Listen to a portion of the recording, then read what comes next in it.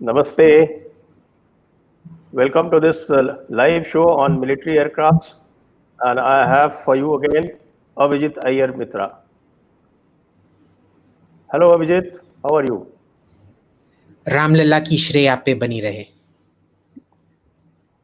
हर हर महादेव, आपका पुनः बहुत बहुत स्वागत है.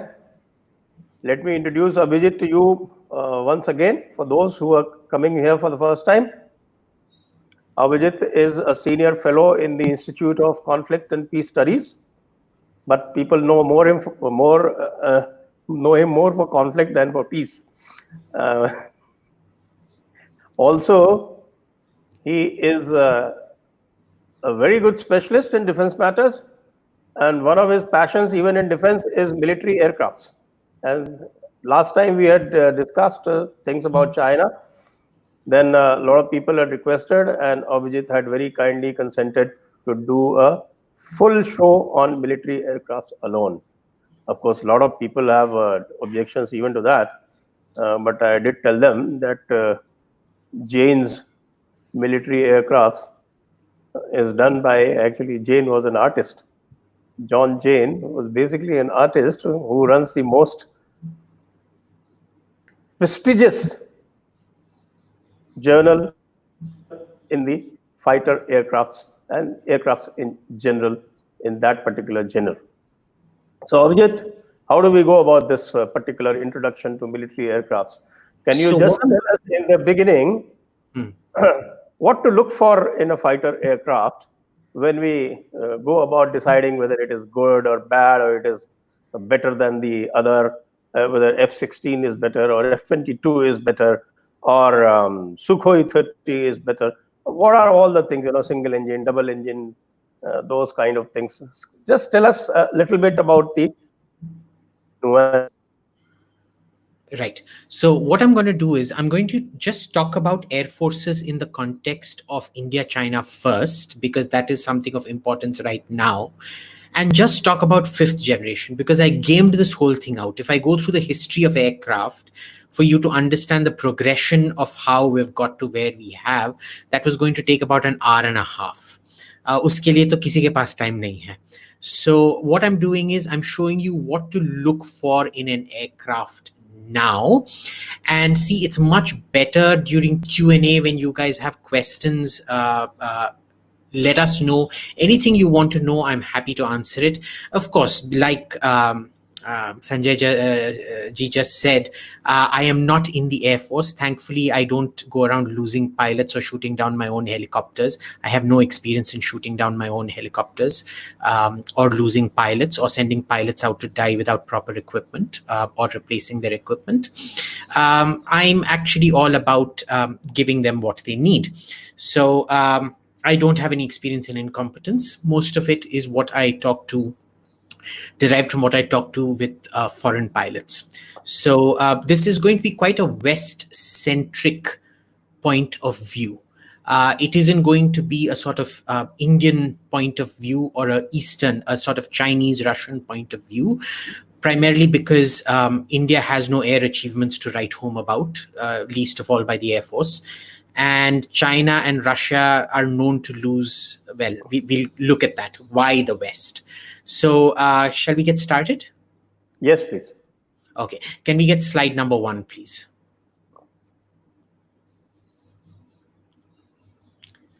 Now, this first slide is for all of you that believe that, Russian and Chinese aircraft are good, and that Russia and China are somehow catching up with, or China at least is catching up with America. This is the order sheet for the MS-21. It's the new Russian narrow body aircraft, something like the A320 that all our short range, our domestic airlines use, like Air India, Vistara, all those people. Now you look at all these orders, if they're so good, why is it that most of the orders are Russian? There's one from some unheard of Egyptian one from Azerbaijan Airlines, and then Merpati, which is known for a lot of crashes, Peruvian Airlines, I don't know how many of you have heard of them, and Bek Air from Kazakhstan. I mean, it's not even Kazakhstan's national airline, right? Next slide, please. 2. This is the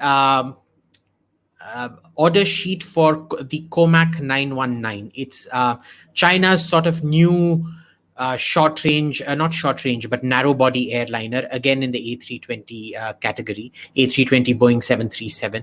And again, notice who all the orders are coming from. It's all these, airlines like, I remember when the airline spurt happened in India, there was something called Archana Airways. There was Jackson's Airways. There was Baby Mon Airways. All kinds of weirdo names like that. And these are the kind of airlines. Agricultural Bank of China. Why would they need aircraft? But apparently they do. China Construction Bank. So you can understand from all these orders, the previous slide and this slide, what a joke this order sheet is. And open market, see, at least in the military, you can see that it's all constrained by export regimes and things like that. In the domestic sector, except Iran and North Korea that have harsh sanctions on them and can't import American engines and so on and so forth, all other commercial engines are available to everybody else. Now, in all of this, you'll find that GE Capital Aviation, if you can see the American flag fourth from the top, they're the only foreign airline as such that's actually ordered anything. And even that was done purely as a quid pro quo in return for leases by Chinese airlines of their equipment. So it's one of those quid pro quo kind of deals where you have to buy. The way Ecuador bought our, ALH helicopters only to return them about 5-6 years later because they went on crashing. Slide 3, please.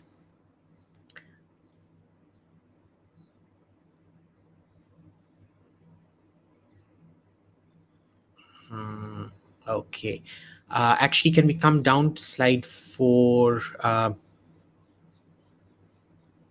5? Okay. Now, this is the C919, the Chinese plane we just talked about previously. Now, if you look at it, it looks great. It looks almost exactly like a Dreamliner on the outside, right? You look at the front part, where the cockpit is. It looks exactly like the Boeing 787 Dreamliner, that 4-piece cockpit. It's only got 4 pieces of glass as opposed to the normal 6 pieces and things like that. Nice big windows, that same kind of wings, the folding wings, beautiful aerodynamic shape and all of that. But I want you to focus in on the engine and see what it says. LEAP, L-E-A-P. That's a CFM engine. That's a Western engine. And ask yourself, why are these people, as it is, this program is massively delayed. Why are they using a Western engine in all of this? The simple reason is Chinese engines are absolute crap. They're even worse than Russian engines, and Russian engines are already quite bad. Next slide, please.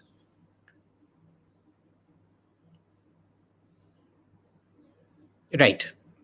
So here you can see, now going on to planes, this is the Chinese J20 quote-unquote stealth fighter. Stealth ki to maa baap ki hai. I want to give maa baap ki galis when it comes to stealth. This is not a stealth fighter. Let us be clear.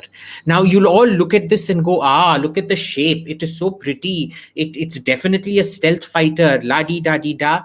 It is not a stealth fighter in the purest sense of the word. And I'm going to explain to you why not coming slowly. By the end of the conversation, you'll understand. First of all, just look at the design flaws in all of this, right? You look at the Canard Wings. The Canard Wings are where those little wings are in the front. And you look at that in itself is quite anti-stealth in a sense. It erodes a lot of stealth features.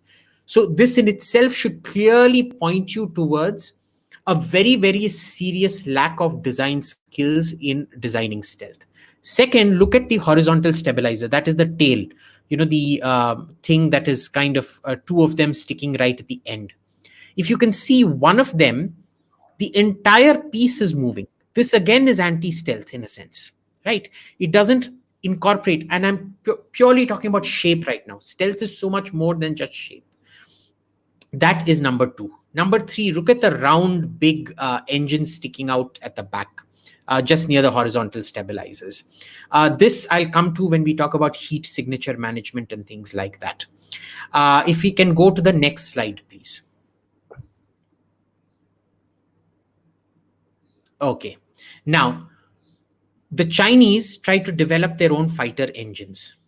They just don't work. This is why they keep buying Su-35s from Russia, because the AL-117S, I've highlighted this part in a red box. The Russians refuse to sell the engine by themselves. And if China is so great, why aren't they able to produce? Everybody goes gaga, look at the OnePlus Nord that has come out. Look at the latest Huawei phone that has come out, la-di-da-di-da. And yet, to this day, the Chinese are trying to buy Russian engines. And Russian engines are something even we're very cautious about. We don't really want to use it. If you look at the LCA, why did we settle? The Russians would have given us an engine. Why didn't we get a Russian engine for the LCA? Why did we settle on a Western engine, the GE? Okay, if we can go to that, and as you can see in this piece, the Russia refuses to sell them engines by themselves. They have to buy the whole plane. And in spite of this, they've been doing this for the last 15, 20 years. The Chinese have been buying from Russia. And they're still not able to even copy a Russian engine when the Russians have given them the engine. Okay, so everybody that talks about, oh, they steal so much technology, they can do this, they can do that, they cannot do that. They can do the outward appearance of it, they cannot do it. Next slide, please. Now, you have pieces like this that will come out. Now, this was something my former mentor, PR Chari at IPCS, he retired as Additional Secretary, Defense. He used to tell me to observe something very carefully, that every time there was talk of nuclear sanctions on India, the Atomic Energy Commission would strategically place a report. They'd never take ownership of it, saying new reserves of uranium found of an extraordinary high concentration and quality. Okay, so every time China faces trouble like that, they also plant reports like this. China may have solved the one thing that was poised to stop its military rise. Beijing is now able to make strong jet engines. And look at the last line here. Chinese engineering has become so advanced that German jet engines could soon take a boost from China. Now, if you go back to slide 5, slide 5. Before no, 5. You're at 3, 4, 5. Now, slide 5. If this was in 2018, why is this picture from 2020? Why did they settle on an American engine? If their precision engineering is better than German engineering and the Germans want to learn from them, why is this carrying an American engine on here? ठीक है ना, आप ही समझ लो, and then look at the order book above. This is the only people who will buy a Chinese aircraft are the people who don't have money to buy an Apple or a Samsung, or they don't have, they can't afford a BMW X7 or X5 or whatever, and they decide to settle for the MG Hector or something like that, or even worse, because China has a lot of worse brands, like God knows what else. I mean, I forget all the names, Geely and Geelong and whatnot. If we can come back down to 9, please. Okay. And look at this now. China in talks for sales of jet engine technology to China. Again, a 2018 piece. There is nothing around there. Now, get over this notion that Chinese engines and Chinese technology is anything great. It is not. Do not get fooled by what you see in terms of technology. Outward shape. Okay, outward shape is not the determinant, and I'm going to explain now to you why it is not the outward determinant. Now, when we go to stealth, and this conversation is mostly going to focus on stealth because that's a critical aspect of 5th generation aircraft, not the critical aspect, but one of the, it's called signature management. And it involves a lot of things. It involves hiding your radio frequencies. It's your data links. People shouldn't be able to figure out how you're sending data to other planes and things like that. Now, if you can go to slide number 3, I'm just going to take you quickly back to the engines. one of the critical aspects of physical stealth. Now, if you look at this, I have put the box over the engine. You can see the engine in there. You can see the fans of the engine through that. If you look quite closely, you can see the engine fans out there. This is one of the cardinal mistakes of a stealth aircraft. One of the things that the radar sees immediately is that engine running there. It reflects back radar signatures like nobody's business. Now imagine even Russia, which according to me is still way ahead of China in terms of aviation, cannot get this inlet, matching the inlet for the air to the engine properly. And China is still not able to do this properly. Now, understand, this is complete voodoo. We still don't understand, I mean, in the public domain, how this is all worked out. But these things are complete voodoo, this design voodoo. You may think, अरे यार ये क्या बकवास कर रहा है, ये तो सोडा बॉटल की तरह है, इसकी तरह है, यहाँ पे इंजन है और यहाँ पे इंजन का इनलेट है, इसमें सीधा आएगा, ये मोस्ट एफिशिएंट है. एफिशिएंट तो है, it is the most efficient when it has direct access, but it destroys your stealth. So how do you offset? If you can go to the next slide, please. Number 4. Now you look here, this is the view of the same aircraft from the bottom. You look at it, it's almost straight. They twist it around a bit slightly to mask it as much as possible. But you can see the air comes in straight and goes out at the back straight, right? Now, even the Russians have not been able to conquer this. Now, this is one of the problems with the Chinese engine, where if you go to slide 6 now, please.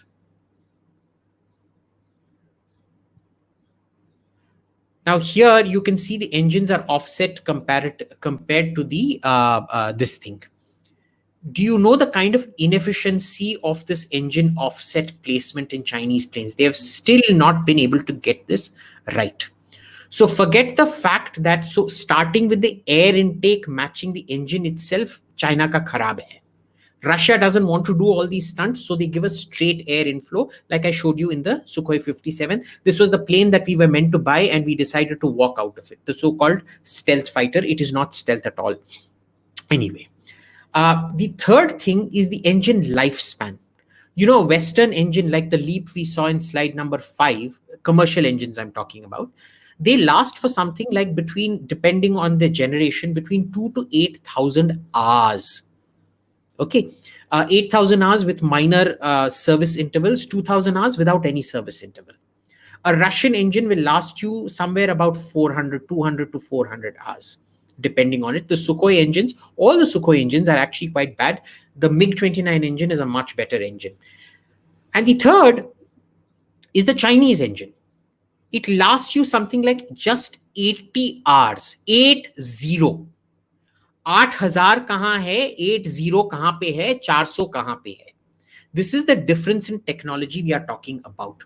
So please, you can, I'm sure you can find, you can, do a complete academic report saying Abhijit Iyer Mitra is a complete fraud. You will get me 20 articles, one per month for the last God knows how many years, showing that Chinese engine technology is getting better and better and better.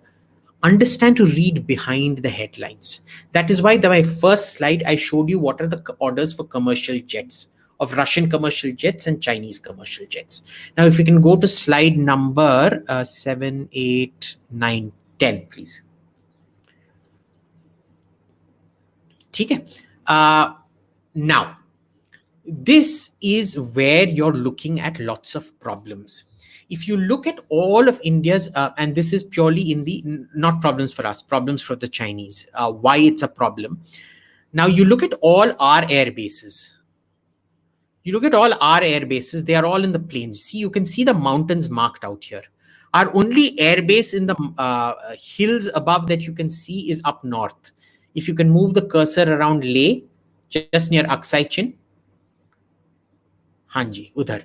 So just near Aksai Chin, where you can see the cursor moving around, that is our only real high altitude airbase. China, on the other hand, almost all their air bases you see, they are all high altitude air bases.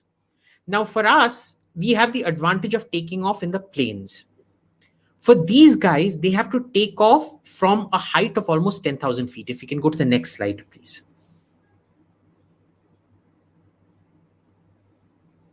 Okay, so these are all their main air bases, if you can see. If you can maximize this. So you can maximize this from top left of your screen, Kashgar Airport, then Hotan, then Ungari. Ungari and Hotan are where most of the, Kashgar, Hotan, if you come down, Hotan and come down. Stop. Hotan and Ungari are where most of the air, the helicopter movements and the air movements for covering what's happening now are taking place out of. Now understand, Sukhoi ka range 3,000 kilometer hai. 3,000, between 2,500 and 3,000 kilometers. Yet, why is it that they're deploying Sukhoi so close? This is almost like, if you look at it from Leh, it's only about 200, 300 kilometers away. Same Hotan, same for Ungari from Leh, approximately 200-300 kilometers each. Why? Because the reduction in performance of Russian engines is terrible at high altitude. It is even worse for Chinese engines. So, if you can zoom out, please. Okay, now you look at all their air bases, Kashgar, Hotan, Ungari, then you come to Shigatse. Shigatse was where I was spying out of in 2017 when Doklam was happening. Lhasa, Ningchi, Chamdo, and Daoqing. These are the main air bases they use against us. If you look at the terrain, next slide, please.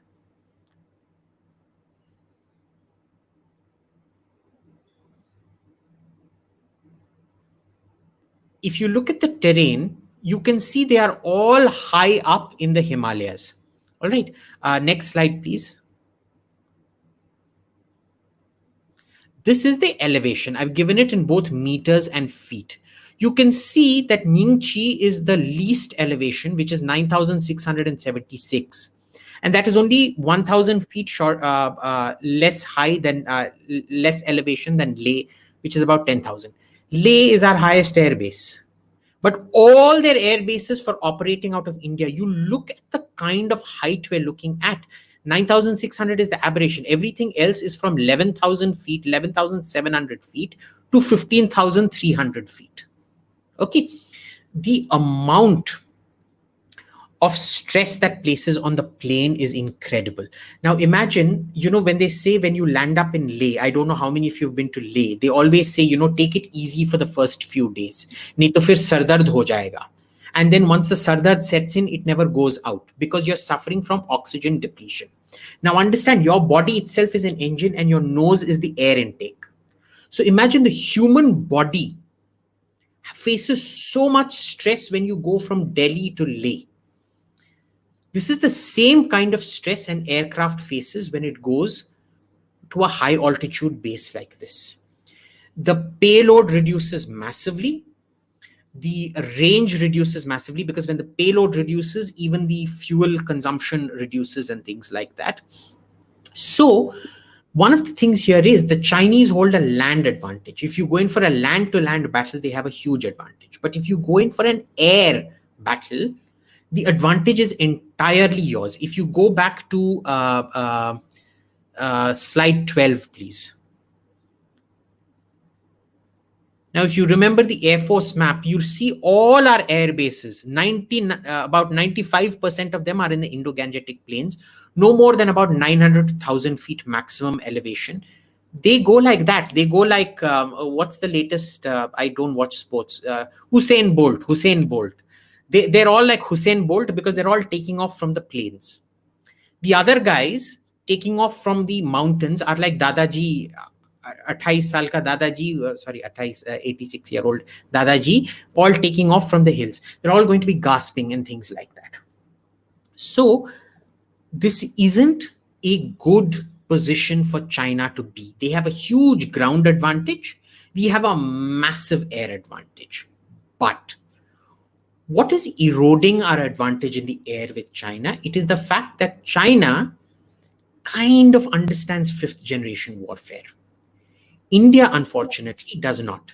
And invariably, I found it's the people who go around saying, "Tu kya Air Force mein tha, tere ko kya pata hai," are the ones that are so stuck up in their own noses that they don't know what the hell is happening. Let me give you a simple example of how far technology has moved on. If we can come to slide number 14, please. Now, radar is one of the sensors that a plane uses.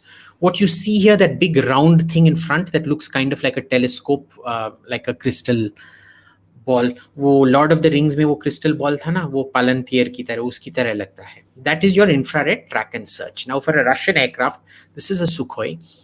It can look out to about 180 maximum outward range. Normally, it's between 90 to about 115, 120 kilometers.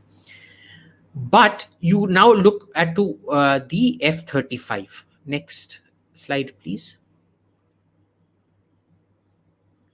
Now, this is something called the Distributive Aperture Subsystem. In the previous, in the Sukhoi, you saw that it was a wart on the nose that can only look about 80, 90 degrees in the forward sector. This thing, this piece of machinery here, it's synthetic vision, heat sensor, it's embedded into the, almost embedded into the skin. It's like on little warts around the aircraft. If you look at the little white spot in front of the cockpit of this F-35 here, you can see a little white spot. That is where this is embedded in the front sector. Now, this plane has 8 different pieces of this. It covers 360 degrees around the plane. Okay, it can detect heat, because see, radar signatures these days are easy to mask, but heat signatures are not easy to mask. And in fact, the West has abandoned masking its heat signature. So if you go to the next slide, how did they mask their heat signature? Ye dekhte hain. This is, and heat is a very important aspect of stealth. Remember, because stealth is not just radar. It is to hide everything. It is to hide all your signatures, heat signature, radar signature, visual signature, and so on and so forth. This is a B2. Now you can see one of the important things the B2 did, the shape of the B2, of course, you all know is stealth. Can you see the engine output there? It is masked. The engine is deep within the body of the aircraft. And you can see the upper part ends much lower than the lower part of the engine exhaust. Why? It is shaped so that cool air flows on top of the engine, and then it cools it down. So by the time it actually leaves the body of the plane, where you see that wedge shape at the end, you've had a lot of cold air coming and cooling it down, reducing the thermal signature of the exhaust by at least about, well, we don't really know how much it reduces it by, but there are estimates that go right up to about 40%. I think that's unlikely, but I've read up to about 40%, but even 40% is not good enough. So there's apparently some kind of cooling inside. Now, if you go to the next image, okay, this is the competitor to the F-22. It lost the competition in 1990. This was called the F-23. Now you can see there are 2 things done out here. One is the round engine, and then you can see the square around it. Now remember, the area of a circle is what? Pi r square. Okay, so basically a square of the same radius will have 1/3 more surface area than a circle. So what the square engine outlet does is it increases the surface area, so it increases the cooling by 1/3. You've already cooled it by 1/3 because the surface area increase over here. Next, look at the tiles. This is exactly the same as the previous image. You'll notice the upstairs ends a lot earlier than the downstairs. So it's allowing cool air to come in and cool down the engine exhaust. But also look at the tiles here. Can you see the tiles? They almost look like bathroom tiles. What they are is heat ablating tiles. Heat ablation money, it takes away, it dissipates. It has a unique property that it starts dissipating the heat of the aircraft, of the exhaust. So these were 3 methods used. One is to change the exhaust from a round to a square. The second is to have the cold flow come in from the top and cool it. So as it is from round to square, you've lost about, say, 10-15% heat. cold air coming in from top, you're losing another 10 to 15% of the heat. Finally, these heat ablating tiles take away another 10 to 15. I'm just doing ballpark figures, not exact figures. These are all the elements of stealth. Look at the amount of thought that has gone into just one aspect of stealth. Now, you look at the Chinese aircraft, you will find nothing like this in them. You know, just looking at them from the outside, you can tell that they don't have that level of thought. Now, if you can go to the next slide, slide number 20, please. Now, you look here, this is the F-22. This is the aircraft that won that 1990s competition. You look at its engine exhaust, exact square. Square kyun hai? Like we said, a square is 1/3 greater surface area, so it reduces the heat. This was the amount of thought they put into their fighters. However, the latest fighter is the F-35, and we see an aberration. If you can come to the next slide, please.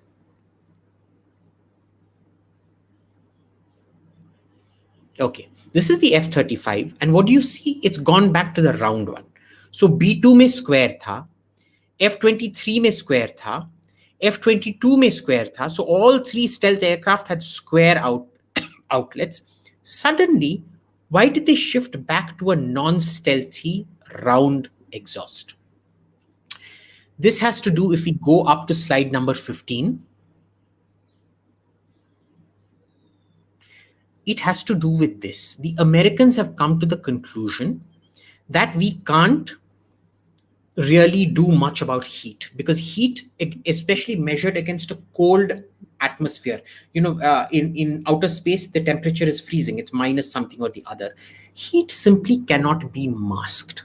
So when you can't mask something, don't mask it, outdo it. Now, this is where I need to play a video for you. If you can play video number 1, please.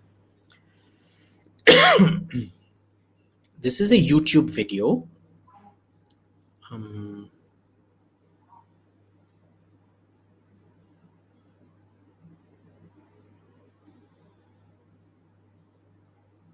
No, next one. Sorry, not this one. The next one.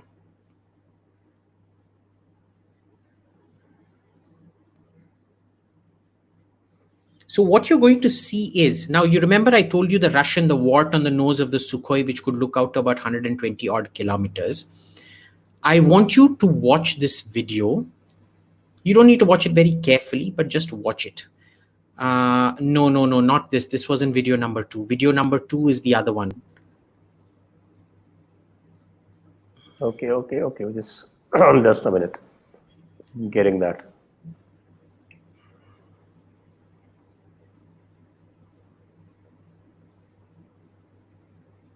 Yes. Okay. So this is a rocket being launched. These are all the sensors on the F-35. This is that piece of equipment on the F-35 I showed you. This is on the testbed platform. But what you see is what the F-35 sees. It's a missile being launched.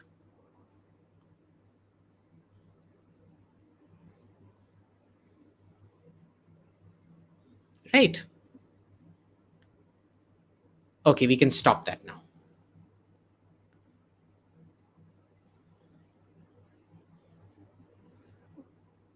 Now, what is amazing about this is, you remember I told you in the Sukhoi, it could, that nose wart. The Russians pioneered that infrared track and search because they realized their radars were inferior. So they were using infrared thermal detection to detect Western aircraft. Now all Western aircraft also have it. The F-16 has introduced it. The Eurofighter has it. The Rafale has a rudimentary version of it. The Gripen has it. Most European fighters now have it. But this one is next level, because even European fighters with their better infrared track and search can look out to about 180. Russian aircraft can look out to 120. Guess where this thing was shot, where this video was shot? This plane was flying over Virginia. Virginia is where Washington, D.C. is in the north. And this rocket was launched from Cape Canaveral, about 1,600 kilometers to the south. Not a few hundred kilometers, 1,600 kilometers to the south. This one little sensor on the F-35, this was on the testbed platform, could pick up this launch. Okay, they can see you 10 times further out than you can see them. That is the kind of caliber of technology we are looking at out here. Now go back and think about that Chinese J20 ka photograph that I showed you with its engine exhaust complete. Now the F-35's engine exhaust is also the same. It's round, so it's going to be high infrared. There is no infrared thermal masking treatment at the end, unlike the B-2, unlike the F-23, unlike the F-22 that I showed you. But here's the point. This guy can detect you out to 1,600 kilometers. You will have to fly for at least 1 or 2 hours before you get within 180 kilometers to be able to detect this guy. That is the kind of differential you're looking at. Can we go on to the next slide, please? So this is why you plate your strengths. See, उन्होंने बोला कि देखो भाई हमने try किया, फिर से try किया, ठीक से काम नहीं आया, तो हमने ठीक है अब फुल ये करेंगे. Now the next thing you need to talk about is situational awareness. So one aspect of stealth that I showed you was thermal. There are many more aspects to stealth. It's just very impossible to visualize.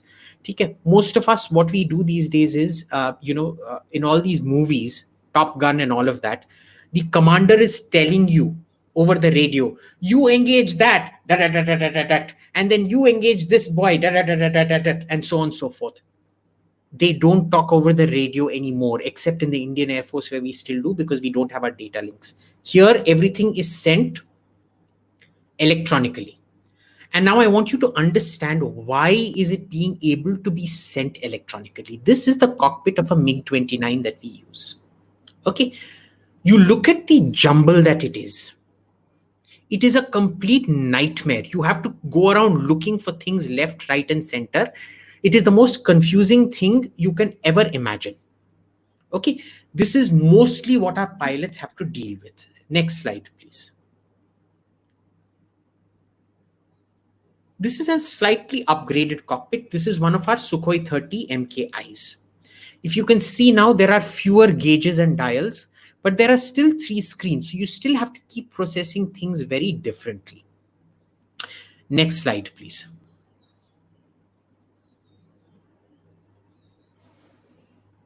This is the Rafale. This will be the most advanced aircraft. If you look, the number of gauges and dials is almost nothing. You have the artificial horizon on the right, which is very important when you lose orientation when you're doing acrobatics. So that will always remain separate. But you look on the left, there's only fuel gauges and basic weapons gauges. And the rest of it, you just see how much more information that can all be processed into one thing at one point of time. This still has 3 screens, which still means you have to keep shuttling between equipment.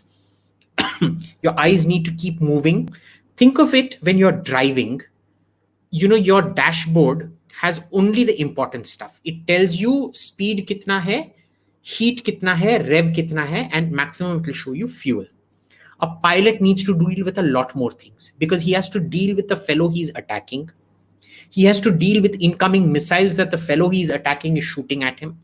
Air-to-air missiles. And remember, when you're driving, it is 2D. You're just looking in front of your road. There's auntie aapke gaadi ke samne aayegi, aap usko maar daloge. That is the maximum thing you have to think about, and where the other car is going. Here, he has to think in 3D. He doesn't know if somebody is going to shoot him from above, if a ground-launched missile is going to come from below, or if an air-launched missile is going to come from the side, front, or back. So, and because remember, it's not like a road where you're only going like this, straight like this. It's a 3-dimensional battle space behind, aage, piche, sab kuch.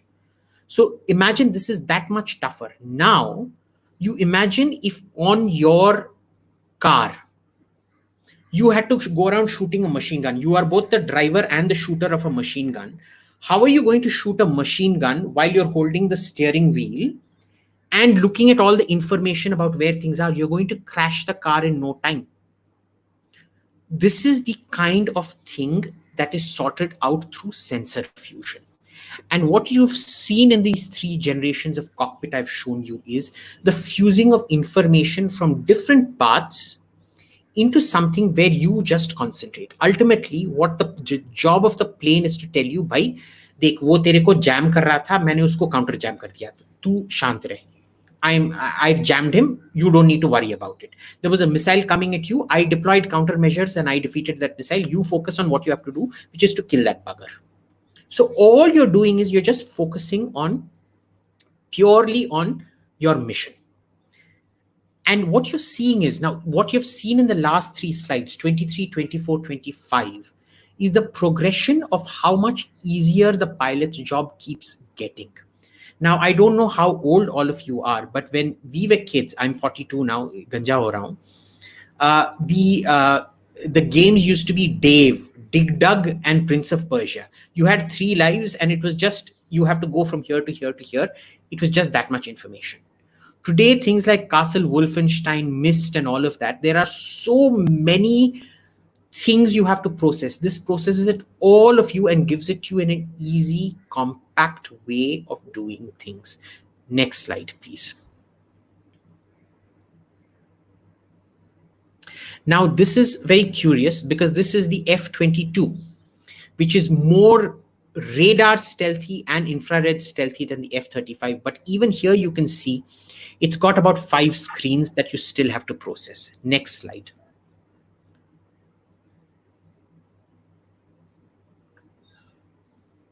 Now this is the F-35. This is the pinnacle of sensor fusion. देखो क्या है इधर, बस एक screen है आपके सामने, ठीक है ना? Now the other thing I want you to notice out here in the F-35 का cockpit is the fact that it doesn't have that piece of glass on top of the displays. If we can just quickly go through the previous 4 slides, please. हाँ, MiG-29 में दिखाई नहीं दे रहा है आपको, but that black box on top, हाँ, sorry, one second, hold. Here you can see that piece of glass on the top. Okay, MiG-29 में that black box on top is that. Here you can see a piece of glass on top under the arc. Next. Here you can see that piece of glass where there's green imagery there. That's the heads-up display. Next image, please. Here again, on top of all these things, you can see that piece of glass looks like a looking mirror on top of everything.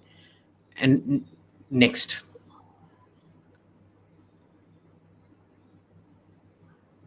Okay. No. Previous one. Okay. Here, there is no glass. You know why? Because if you come to the next slide, everything is projected onto your helmet. All of these other 4 planes that I showed you could only show you this night imagery and targeting information and all of that in that narrow 30-degree field of view that could be displayed on the glass. This plane, the F-35, it can show you anywhere you want. This one, unfortunately, is pictured just in the front area. But you can look through the floor of the plane. If you look down, you won't see your legs, you won't see the floor of the aircraft. You will see the ground image under you. That is the kind of situational awareness you have out here. Now, if we can play video, the video that accidentally played first. And this should explain what sensor fusion is to you. Now, you saw the rocket launch happen. This is a different rocket launch, but it's showing you how it is tracked by the F-35, both by the radar and by infrared. That's the one. Play करके maximize करा दीजिए, please.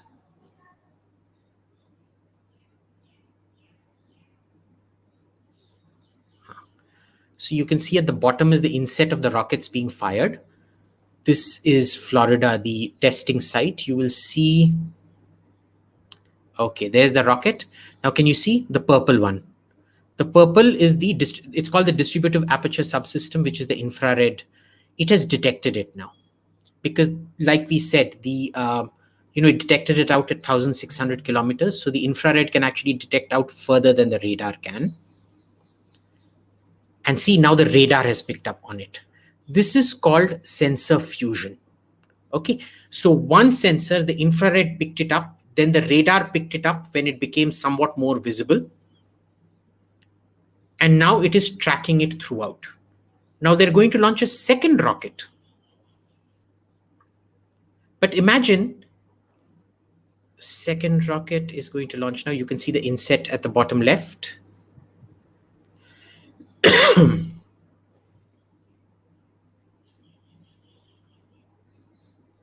And it'll launch anytime now.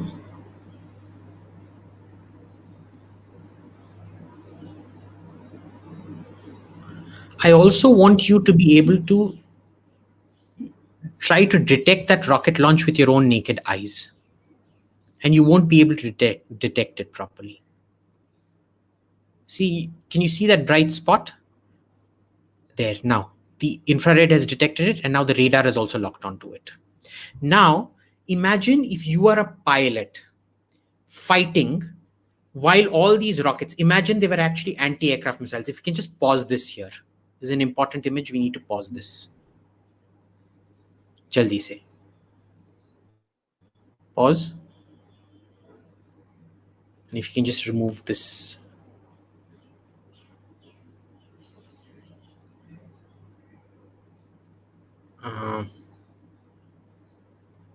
Just click on it once.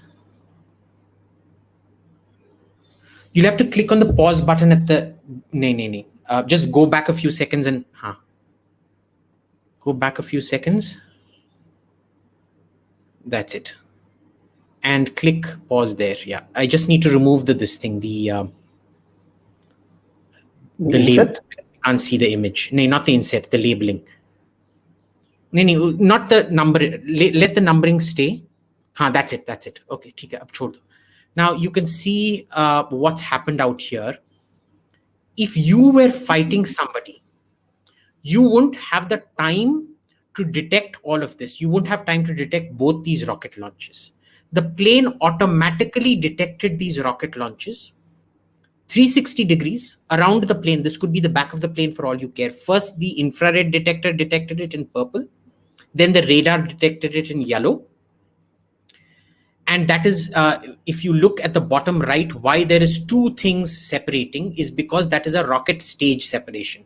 The booster has separated, so the infrared focused in on the booster, while the radar focused on the kinetic, the projectile going up. And it will fuse that information and tell you. Now, if it is coming at you, it will tell you it is coming at you. If it is not coming at you, it will be like, Mera kya jata hai bhai, jao. ठीक है ना? So imagine it is doing so much work for you at the back. Before, ये सब खुद देखना पड़ता था. You have to dogfight, try to shoot this other fellow down, and you have to keep a watch on the ground for missiles coming up to you. This is what sensor fusion does. And guess what? If you go through the document for the AMCA, this isn't their focus. They are exactly like the Chinese. They are focusing on external shape. They aren't focusing on what this detection technologies are going to be, what the data links are going to be, what kind of sensor fusion. I've actually had... Now, this is extremely advanced. The kind of Kalman filters you need on this. This is extremely advanced stuff. We have nothing like this in India. And yet some guy at Air Headquarters tells me, oh, you know, this easy stuff. We're way ahead of the Americans on this. This is the kind of mentality we are under. जानते कुछ नहीं है, पूछोगे तो बोलेगे, बड़वे तूने कौन से स्क्वाड्रन में सर्व किया था? स्क्वाड्रन में सर्व करना जानते हैं और कुछ जानते नहीं है, बस. This is the kind of nonsense you get. Okay, so this is the kind of technology gap we're looking at. China is so far ahead of us, and yet they are so backward when compared to the Americans. Now, the third video, the one that we played, the Tu-134 landing. And if you can just quickly go to number 7 and turn on the volume on that also, please. And this video is purely to give you a sense of the confusion. When you have so many sensors, I've deliberately chosen a plane that has a cockpit like the MiG-29 you saw. Now, when you're landing on this plane, 7, idhar se kafi hai. Bas. Play. And if you can put audio as well. You can see this is a Tu-130. This is a Tu-154, which is somewhat easier than a Tu-134. But full screen kar dijiye aur volume kar dijiye.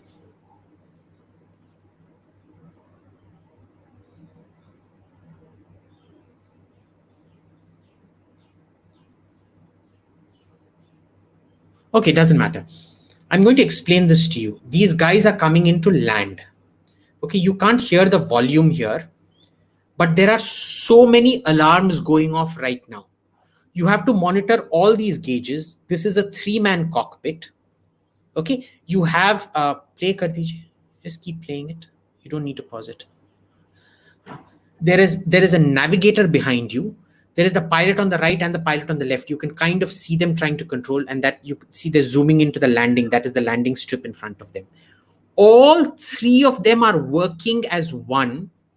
There is about 5 alarms going off on the cockpit at the moment. They have to monitor about 17, 18 different gauges all simultaneously. If you heard the audio for this, you will understand the level of confusion happening out here, because the ground collision warning system is going ding, ding, ding, ding. And imagine when you are trying to land a plane, which is a very delicate operation, imagine this irritating, really loud ding, ding, ding, ding, ding. Can we play it? It seems to be paused.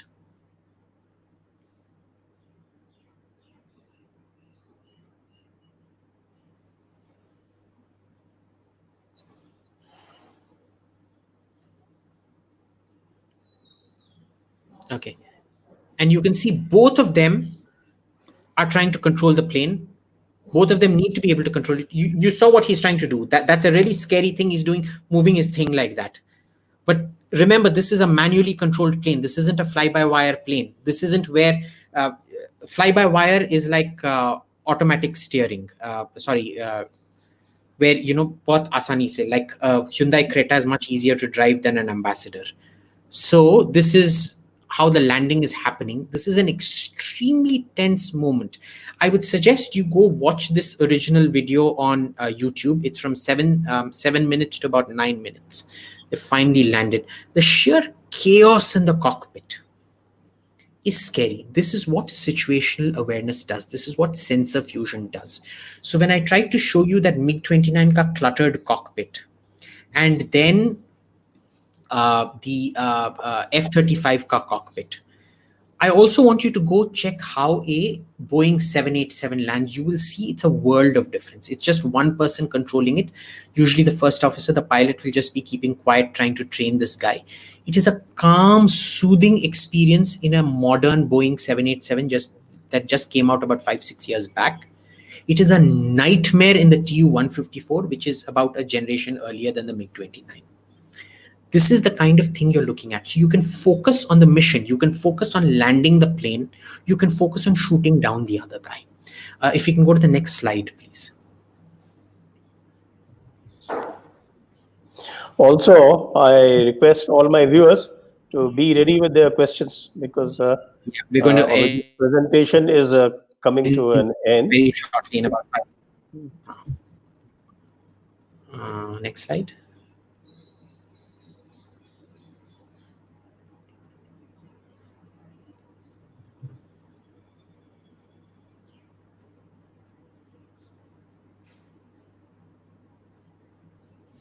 Okay, is that the last slide? It is the last slide, yes. Okay, so then there is another thing about radar bands.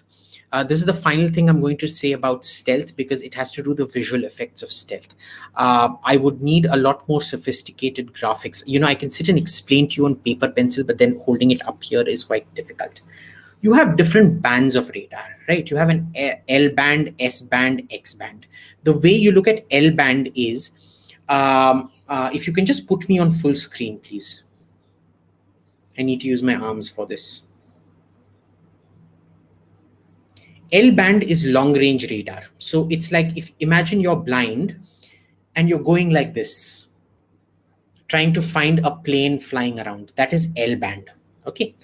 S band is somewhat closer. It's still trying to, mere ko pata hai tum idhar ho, and I'm trying to search. X band is like a blind artist trying to create an image. I'm literally, feeling up the person's face and able to reproduce in fine detail. So X band is also, so think of the waves. L band is long waves because they have to go over a shorter thing. S band is somewhat shorter waves like this. X band is like an electrocardiogram. It's like this almost. right? So when it's like this, it can actually tell the differences between the tapping. It can tell the difference. This is the nose, this is the eye, and things like that. It's a bit tough to explain. If you can do the split screen again.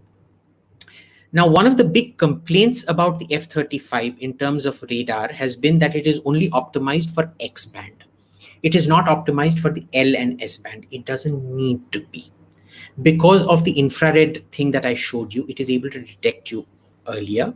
But remember, long-range radars detect on the L band.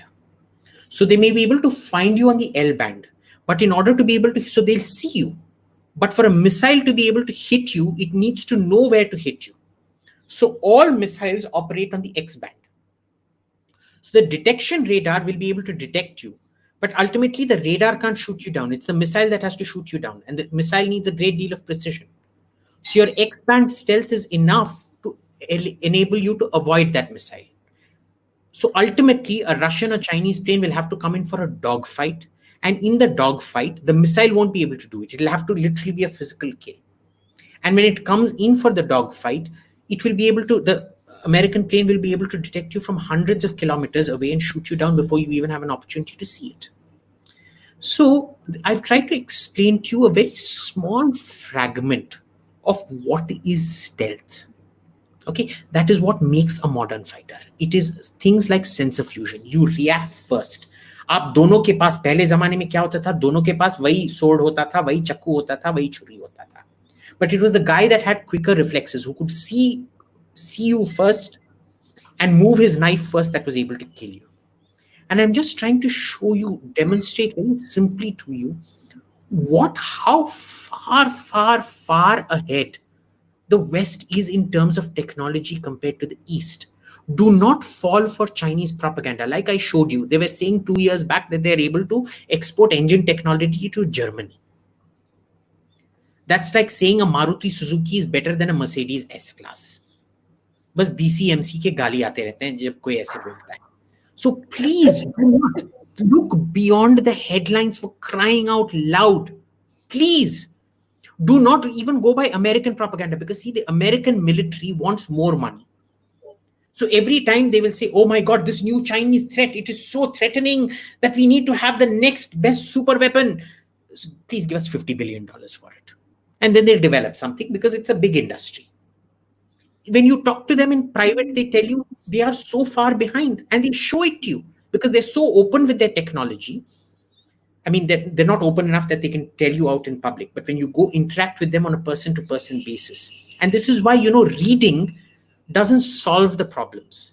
You have to know people and talk to people, and they need to show you certain things. So this is the really important thing I wanted to show you on why Western technology is better. So please don't do stupid things like a Wikipedia comparison. देखो, Wikipedia में बोला है कि ये 70,000 feet तक जा सकता है, पर ये बस 50,000 फीट तक जा सकता है.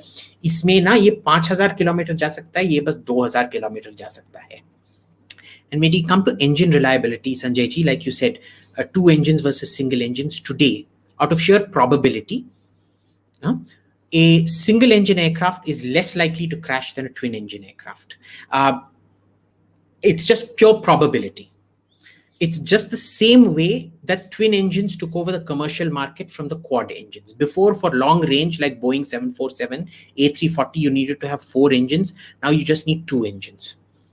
And 2 engines are less likely, statistically speaking, in terms of probability. It has been proven. Probability theory, statistical proof that twin engines are more reliable than 4 engines. 4 engines means 4 things can go wrong. 2 engines means only 2 things can go wrong. So you've already reduced your probability by half.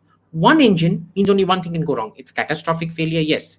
But the actual probability of it collapsing is much less given the reliability I was talking about. Remember 2,000 hours, 8,000 hours and things like that. So open up your mind. One of the reasons I'm doing this is a talk rather than just say, ye jaake padho, wo jaake padho, because a lot of things is not written down. And a lot of things our Air Force, our Navy, our Army, they can't talk to the West about because they just don't interact with them in their way. When they're out of a post, they can't make contact. They can't keep contact with foreigners anymore. All contacts are carefully monitored. That doesn't happen in NATO. Everybody can talk to each other. They can go out for beers and things like that. Here, what happens is when our defense attaché goes abroad, he can socialize with these people. But then what happens is when he comes back to India, he's not allowed to maintain contact with them anymore. So there's a huge informal network that gives you information that our military isn't able to. And their only comeback to all of this is, चल बे हरामजादे, तू कौन से squadron में serve किया तूने? So the moment somebody says तूने कौन से squadron में serve किया, understand the person for the fraud that they are. Now, let's go on to Q&A. Okay, before the viewers come on with Q&A, I have some of my own questions, because this is the first interaction in which I have sat quiet for the entire duration of about 1 hour. So let me ask you a few pointed questions. In generational aircrafts, generational warfare, what I can understand, and what you told very clearly, is that fourth generation is superior to third generation, and so on. That's right. So You're picking up. Sorry.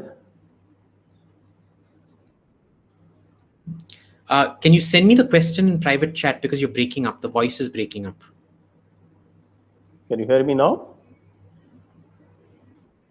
Yeah, much better. Yeah. Yeah.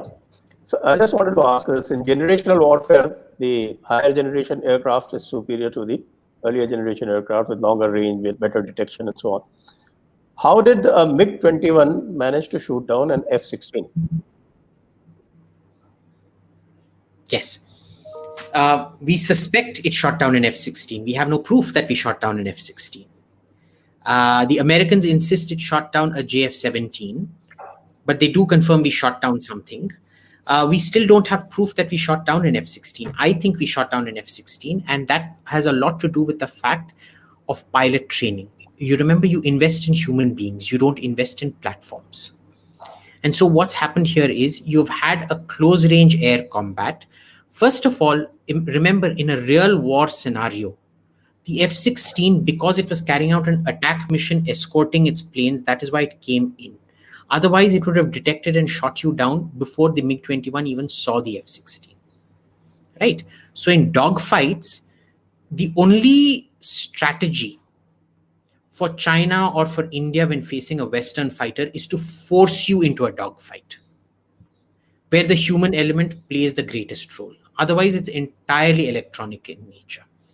The Americans, though, insist it was a JF-17, and they're quite convinced we shot down a JF-17. So that's that. So a MiG-21 is still better than JF-17. That much we can hold?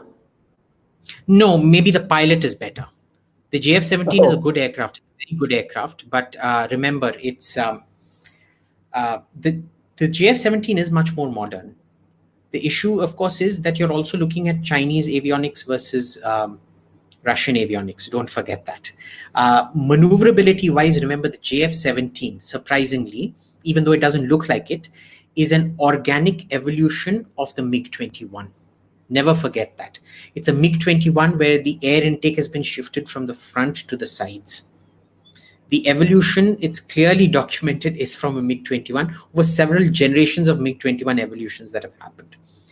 But in this case, this is one of those things. If you remember Cope India 2004, when American fighters came to India to fight, we shot down a lot of their fighters based on the fact that they were radar silent and that we engaged them in dogfights.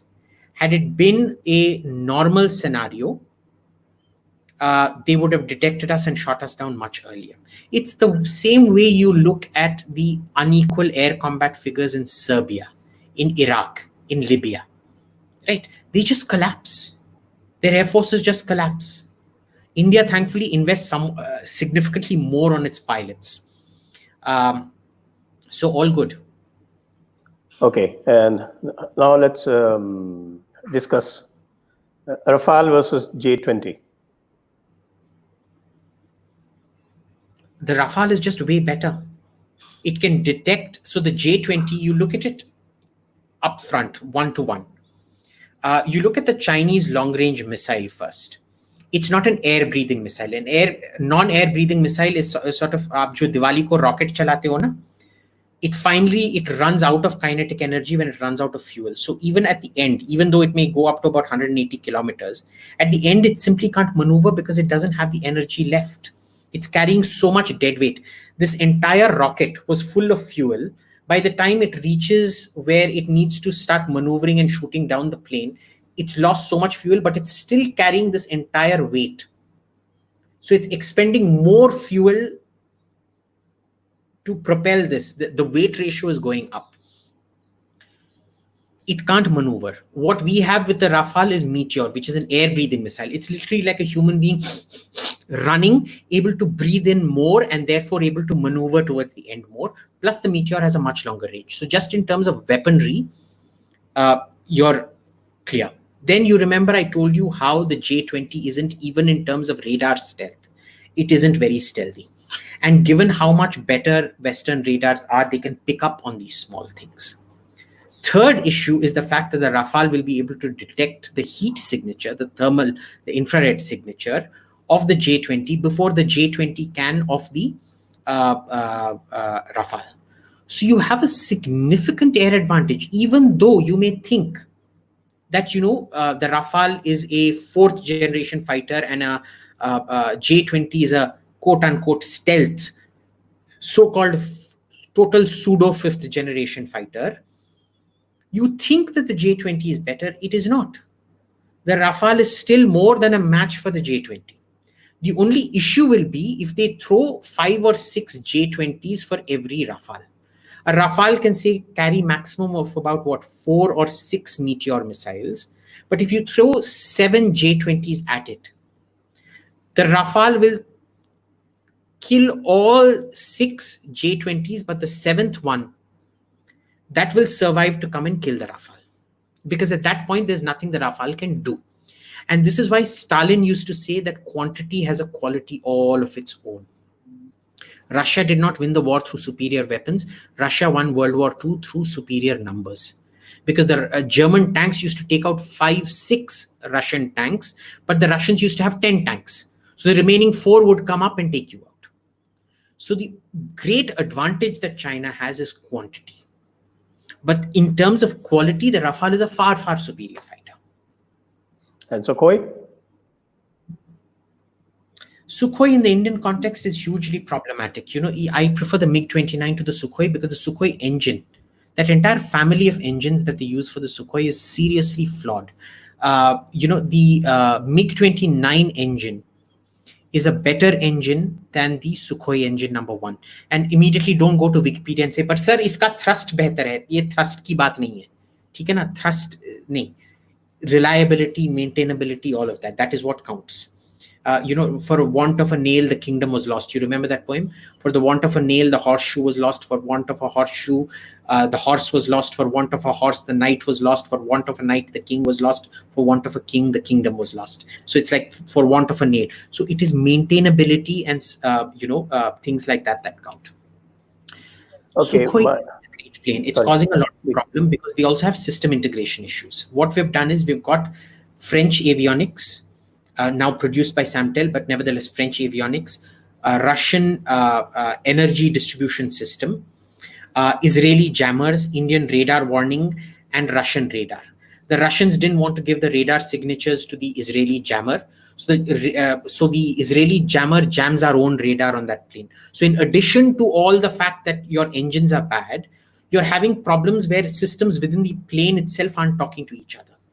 So the availability is something like 25-30%. So you may have 270, but at any given point of time, you only got about 50-60 on call. Think about it. Why is it that with a Sukhoi today, for Balakot, you still, for a deep strike inside Pakistan proper, in the Northwest Frontier Province, you still had to use your Mirage 2000. And you go ask the Air Force, they'll say, आपको पता है power हर घंटा हमको Mirage 2000 कितना पैसा लगता है maintain करने के लिए? But it's the only plane that can work. If the Sukhoi could work, you would have used the Sukhoi, na? 3,000 kilometer range, this, that, सब ये बकवास किए जा रहे थे. It's a lousy plane. The Russian Sukhois aren't that lousy. It's all the additional equipment we added being too smart by half. किस squadron में थे? ये स्क्वाड्रन वाले ही ने ये सब घोटाला जुगाड़ करने की कोशिश की और बिगाड़ के रखा है उस प्लेन को. Okay, my final question. After that, we go to the viewers. What about S400 versus the THAAD? The S-400 is a fantastic system against aircraft, but not against missiles. Okay. And also the S-400 is great when it is used as a system of systems. You can't just buy the S-400 and expect it to work. Remember, Russia has a multi-layered. Russians were the ones who invented the data link. On the original Admiral Gorshkov, when it was Admiral Gorshkov, it used to fly the Yak-38 fighter aircraft. The pilot, when he used to come, their data links were so advanced. Russia and Sweden pioneered data links. The Yak pilot, he would put his hand up in the air. The ground controller sitting inside the Yak, inside the aircraft carrier, would take control of the plane and land it. That is how advanced Russian data links were. But Russia never shares its data links with anyone, not even with India. They will share nuclear submarines with you, but they will not share their data links with you, because that is highly classified technology. That is the key to Russian success in that sense. So S-400 is very good when you use it with a multi-layered Russian air defense system and a multi-layered radar system that the Russians use. By itself, it's not going to be particularly useful. THAAD, on the other hand, is theater high altitude. It's more ballistic missile defense in the sense. It's two completely different roles, but S-400 is not good in terms of ballistic missile interception anyway. Okay, now we go to the viewers. We've got a lot of questions, so you got to be patient, and we'll be highlighting the questions on the screen. So first question, Amit Doshi. Why did India buy 36 Rafale when 120 plus were needed? Look, 120 plus were needed to counteract China. In the end, it turned out to be too expensive. You remember the cost escalation was 300%. It wasn't a cost escalation, it was price escalation, because the cost, the moment we won the contract, Rafale won the contract in 2011 or 12, I put out a paper saying, look, this price is 1/3 of what it should actually be. You go by the French Senate figures, this it isn't going to be $10 billion, it's going to be almost $35 billion. Ultimately, it turned out, had we bought 120 aircraft, it would have been $35 billion. We didn't have that kind of money. So we had to reduce it. So what did we use it for? What are the mirages used for? Nuclear delivery. Because the French are the only Western country that will allow us, chupke chupke, wink wink, nudge nudge, to tinker our aircraft for nuclear delivery. So we bought the basic bare minimum for nuclear delivery, which was again something the Sukhoi should have done. It was a role the Sukhoi was meant to have done, because 3,000 kilometers, it is what was meant to go up to Beijing and things like that. The Sukhoi is a huge failure, which is why you bought the Rafale essentially as a Sukhoi replacement, without the shame of admitting that the Sukhoi has failed, mostly because of all these squadron walas saying, मेरे को ये भी चाहिए, वो भी चाहिए, मेरे Mercedes में BMW का engine लगा दो, मेरे Mercedes में Boeing का business class seat लगा दो, मेरे Mercedes में ले आके वो Rolls Royce का डिक्की लगा दो. आप ऐसे कट पेस्ट करते रहोगे इंटीग्रेटेड इक्विपमेंट में, जैसे आजकल मॉडर्न गाड़ी है, तो यही नतीजा होगा ना. बंदर मिलेगा आपको, गाड़ी भी नहीं मिलेगा. अगर 5 किलोमीटर चले तो बहुत कृष्ण भगवान की देन है. So we had to, first of all, the Rafale is a Sukhoi replacement without the nose cut of a Sukhoi replacement, without the public admission that we are replacing it. Second, we just had enough money to buy the bare minimum to do the nuclear delivery role to the Chinese Eastern Seaboard. That was it. Next question is, why doesn't India privatize defense industry? भाई ये मैं क्या, squadron वाले बोलते हैं नहीं, बाबू लोग हमारे संजय सर के रिश्तेदार बोलते हैं, सब भाई बहन brother officers and sister officers बोलते हैं नहीं, because they want to control everything. ठीक है. Even now, even in the last 6 years, in fact, it's become worse. Okay, the empowerment of semi-literate babus has gone through the roof, and consequently accountability has bottomed out. There's literally, I mean, the kind of nonsense that you have. What happened with Air India privatization? Air India was meant to be privatized 4 years back. Have you seen it being privatized? कुछ नहीं हुआ है, कुछ होने भी नहीं वाला है. Do you know why? Because Air India is used by the MEA as its evacuation tool. They consider the Navy and the Air Force, this is their, think of the Air India as the MEA's Air Force in that sense. Okay, they will never allow it to be privatized. Agar privatized hoga na, I will eat this shirt, this yellow shirt, I will eat it live on this program. And please take a screenshot of this, I'm promising you that. I will eat this shirt live on Jaipur Dialogues program if Air India gets privatized. मेरे lifetime में होने वाला है. I don't think anybody is going to buy it. And as far as the Babu Dam is concerned, we will have a program on Babu Dam also. Abhijit is CIA. Yes, I'm CIA. I'm also KGB. No, you are a son of two Babus. I am only one Babu. So you have a 2-1 advantage against me. And plus we'll have some other people and we will discuss the Babu Dam. But that we will do only after 31st July, which is an important milestone. So next question is Vikram Singh. Vietnam with BrahMos and nuclear.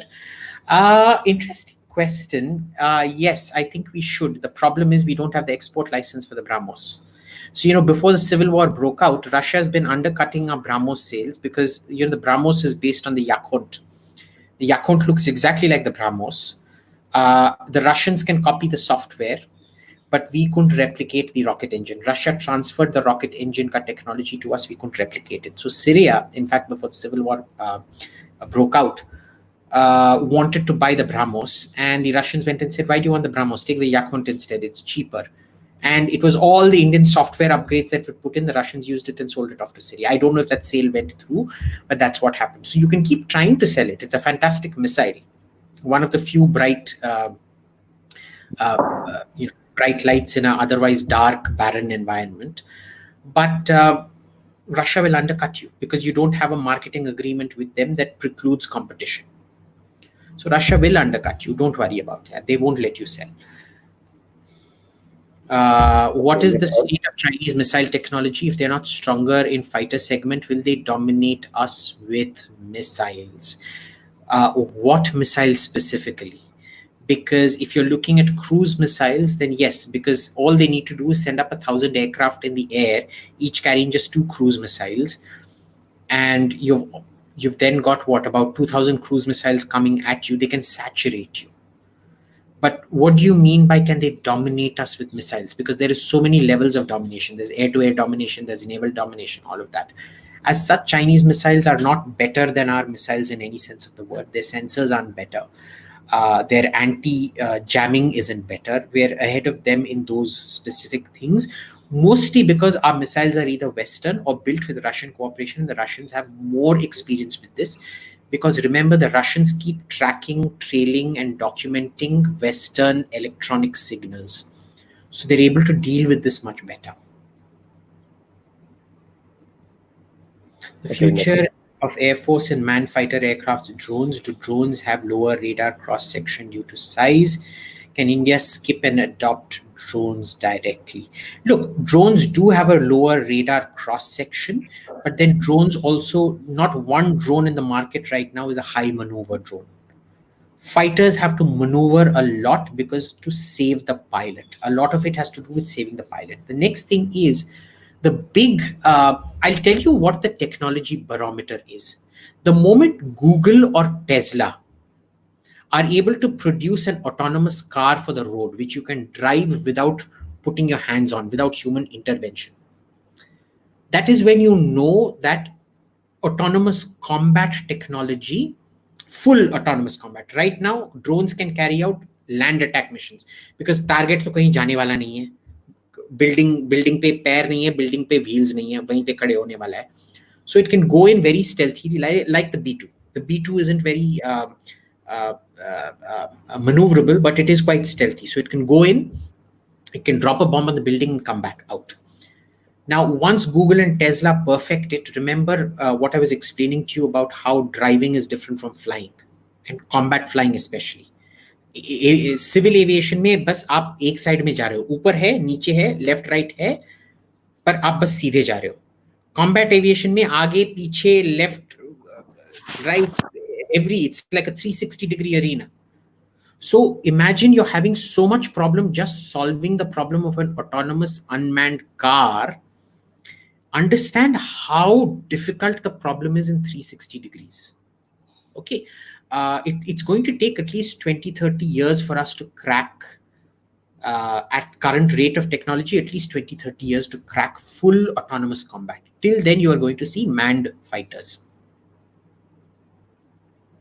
Next question. Why can't government allow unlimited funding for education and domestic research? Just print, seriously, just print rupee. You'll devalue the rupee, then there'll be a run on the money, then there'll be inflation. Any case, it doesn't seem to be related to this topic. It's not paper. You understand the concept of token money, na? It's meant to be tangible assets that token money is pushed out against. You can't. And this is one of the things I think we discussed in 2-3 programs back, Sanjay ji. What is the we require about $480 billion per year. 480 billion, not million, billion, $billion per year to be spent on education just to reach China's level of development. आपको पता है हम कितना खर्च कर रहे हैं? 16 billion. 8 billion gets anyway, I don't think this is related specifically to this topic that we are discussing today. So we'll move on to the next question. What do you think about electromagnetic spectrum war? When you say electromagnetic, I assume you're talking about jamming and all those frequencies, because electromagnetic pulse weapons are still sci-fi. There is no proven, proper, usable electromagnetic pulse. It's just theoretical. It's been demonstrated in a highly controlled environment. But electromagnetic spectrum, see, the West's progression is getting geometric, technological progression. We are still progressing arithmetically in this country. They are progressing geometrically. So electromagnetic spectrum warfare in the West is now so complex. The amount of threats they are able to deal with. Remember, in Vietnam, in the Vietnam War in 1970, कब खत्म हुआ था? 76? 75, 76 it ended sometime that time. Yeah, around that time, yes. The Americans lost so many planes. The Americans lost so many planes against the Germans in World War II. They lost so many planes, almost an equal kill ratio in Korea. You look at the number of kills the Vietnamese shot down in 70 up to 76. The Vietnamese shot down something like 200-300 American aircraft. 15 years later in 1990, the Iraqi Air Force shoots down just 17 aircraft. It isn't to do with kinetics. It isn't because American planes could fly higher, faster, or anything like that. It is purely to do with that electronic warfare spectrum. Okay, and this is what worries me, that we never pay attention to this. आप जाके AMCA का presentation देखो, LCA तेजस का presentation देखो, सब kinetics. मेरा plane ये कर सकता है, सर्कस के घोड़े की तरह ऐसे घूम सकता है, नाचने गाने वाली की तरह ऐसे मुजरा कर सकता है, गोल गोल गोल गोल घूम के. When it comes to data links, quadruplex redundancy, its ability to communicate, all of that, कुछ नहीं. So we're getting, electronics is the future of war. You look at current planes. Can the F-35 fly further than the F-16? No. Can it fly better than the F-16? No. What does it do better between F-35 or F-16? Hai kya? It has been an under the skin electronics revolution. And your electronic warfare in the electromagnetic spectrum and things like that. It's called the information age for a reason. Improvements are now not kinetic. They are all about knowledge and information. You look at why has the range increased? In the 1980s, it was impossible to do a direct Delhi to New York flight. You had to stop somewhere and then go to New York. Frankfurt में या कहीं रुक के फिर New York जाना पड़ता था. आजकल there is a direct flight. It's an easy flight to do. Air India does it. United does it. Why? It is because of engine technology, crystal blade technology, where the engine could keep heating. It's not because the plane can carry more fuel. It's because the engine can keep going on and on and on 10 to 15 times more, simply because crystals don't heat up the way metal heats up and starts cracking and corroding and things like that. So, it's these small things that have led up. And the Western educational lead is so great I find all these people who say China, China, China, कोई भी अपने बच्चे को China पढ़ने के लिए नहीं भेजना चाहता है, सब हार्वर्ड स्टैनफोर्ड ही जाना चाहते हैं, क्यों? So Obvious reason. Western technology is so great, it is electronic. Electronics is how you win the war. ये आप सर्कस के तमाशे में घोड़े की तरह कैसे घूमते हो उससे नहीं रहता है. So very serious about defense tech. How now tech can be bought forever. So we are doing anything towards. What about the Indian mind? Well, sir, this is that education point we were making. You need $480 billion. You're spending $16 billion. If you pay peanuts, you will only get monkeys, as Lee Kuan Yew used to say. और उसमें भी देख लो, जो $17 billion आप spend करते हो उसमें से $8 बिलियन जनरल पॉपुलेशन पे जाता है, बाकी का $8 बिलियन जो है जो अमीर लोगों के बच्चे का है फॉरेन जाके पढ़ने. The public expenditure is only $8 billion as opposed to 480 that you need. The remaining 8 billion is rich people sending their kids abroad. So it's concentrated to 1% of society right at the top at most. So this is now this investing in human beings, unless you have an apartheid system, it's almost impossible to produce quality in this country. Out of 1.3 billion people, naturally, it is just sheer probability, sheer statistics that about 2-3 million will be incredibly genius bright, and they'll all go off to America. Okay, like Sundar Pichai or whatever. Next, why not buy F-35 from Israel? How is Israel going to sell us F-35? They have no export license for the F-35. It's an American plane. How are they going to sell us this? Who have better modifications? They don't have better modifications. They have different modifications. It's very important to remember. Israel's F-35 modifications have done very specifically to incorporate Israeli work share product into the thing. Okay, I would really urge you to stop doing this Israel from F-35. These are the kind of questions that get me angry, because this is what Babus did to the Sukhoi and destroyed it.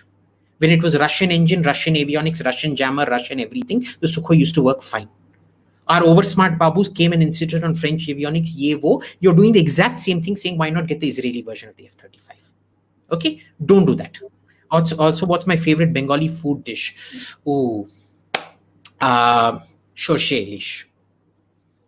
Hilsa, especially the fatty tummy bit, like pork belly, it's also the fish belly that's fatty and nice, cooked in shorshe bata.